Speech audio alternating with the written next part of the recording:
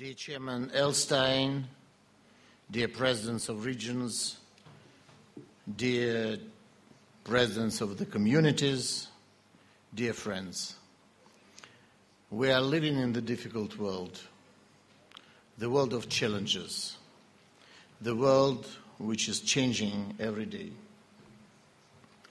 And a lot of changes we have also in our Jewish agenda.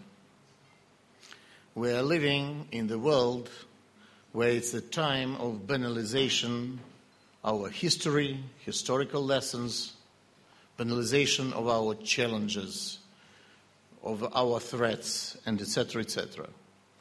And the trend of today is that the world is tired about messages coming from Jewish street.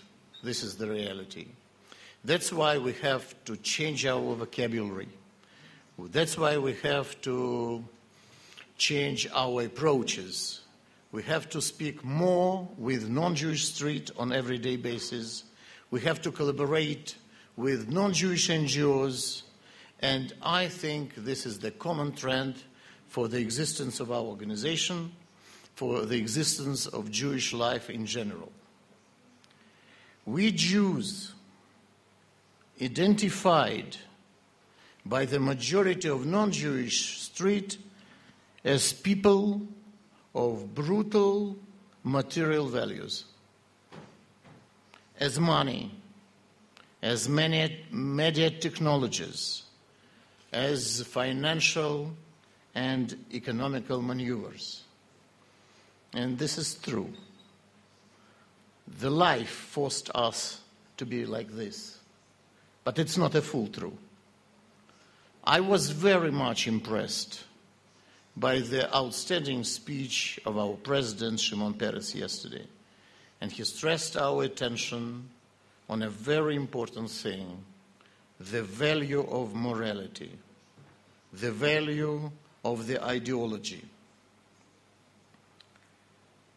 And we are indeed the people of the word, of a strong, correct word. We are the people of the idea. We are strong believers that if an ideology is correct, it becomes a real material power.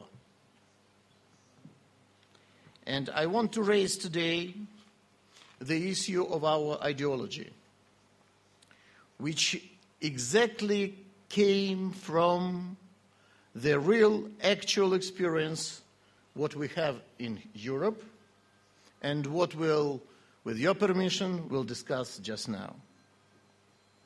Once Goethe said, if people are so stupid, for devil, it's not necessary to be smart. Ideology and legislation of the secured tolerance in Europe is a demand of the day, and I can say is a demand of the coming century. It is needed for Jews, it is needed for Israel, it's very needed for all non-Jews, by everybody who don't want the devil to enjoy our stupidity. Because, as our president told us yesterday, we are the people of dissatisfaction. And this is the leading point, to be dissatisfied by our achievements, by our understanding what is actual today and what is not. But before we are speaking about dissatisfaction, I want to stress your attention about something which is really important. The atmosphere of yesterday. I'm so appreciative about what I heard and what I felt yesterday. It was a real unity in the room. It was a real understanding. And we should be proud and President Lauder and Chairman Elstein and all members of the steering committees and Dan and Michael, we should be proud what kind of atmosphere we had yesterday, and we should be proud what kind of president we have in Israel. Because this was the best example I ever heard how Israel should be promoted, how Israel should be presented, not only inside Jewish street, but also outside Jewish street. This is very important, and it's a very, very good lesson for all of us. And with your permission, I will say something about maybe a thing which is, I'm like a parrot repeating and repeating every time, but every time from a new angle. What is this secure tolerance? This is the restriction for the sake of freedom to live a secure life. The world is living in expectation of the cross-fertilization of two seemingly unrelated concepts. These are the concept of global security and tolerance. We know so little about them. The concept of national security of any country, that is security limited by actions only within national borders of any state, has practically disappeared today. It has been given away to global security that described in terms of a planetary framework, including, of course, outer space, the entire surface of the Earth without exception, and its entrails. On the other hand, the global world cannot live without tolerance. It's not less civilizational value than security itself. In fact, tolerance is a possibility, is a message to ourselves to accept something which we do not understand deeply, but give the right of existence. It's like the possibility for life itself to exist. Without tolerance, no development is possible along any line of social activity. It's an instrument of perceiving innovations in science, technology, art, medicine, political science, philosophy, and so on. However, is unlimited tolerance acceptable? What is tolerance without restriction on the proliferation of nuclear weapons outside the legal field?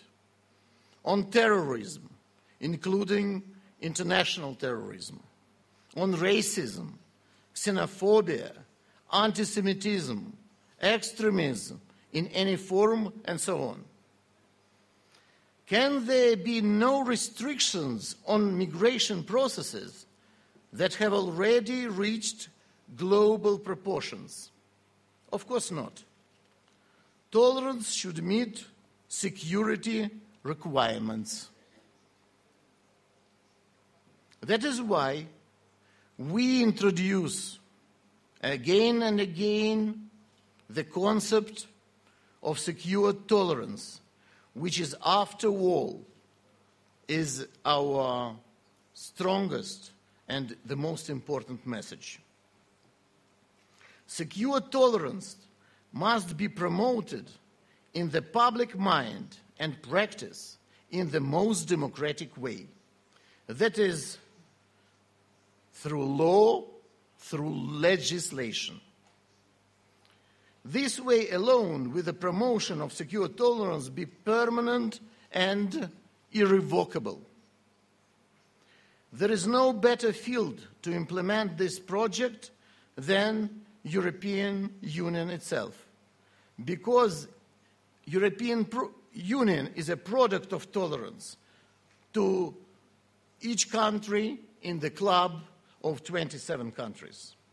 And all these countries fully exposed to all the challenges of the day. Three crucial factors decide without exhausting, however, the promotion of secure tolerance.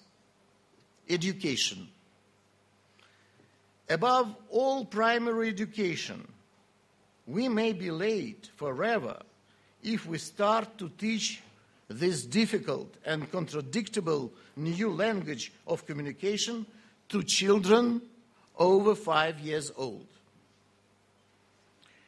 Secure tolerance is inseparable from the need to develop reconciliation technologies in society, which in turn is based on legal in or out of court recognition of the historical truth. It's impossible to imagine some reconciliation if the sides, and we know this very well, speaking about Israel-Palestinian issue, that without recognition of the historical truth, it's no even niche of the real and irrevocable reconciliation. And the best example is Nuremberg Tribunal. It's the best example of fixing the truth about historical catastrophe.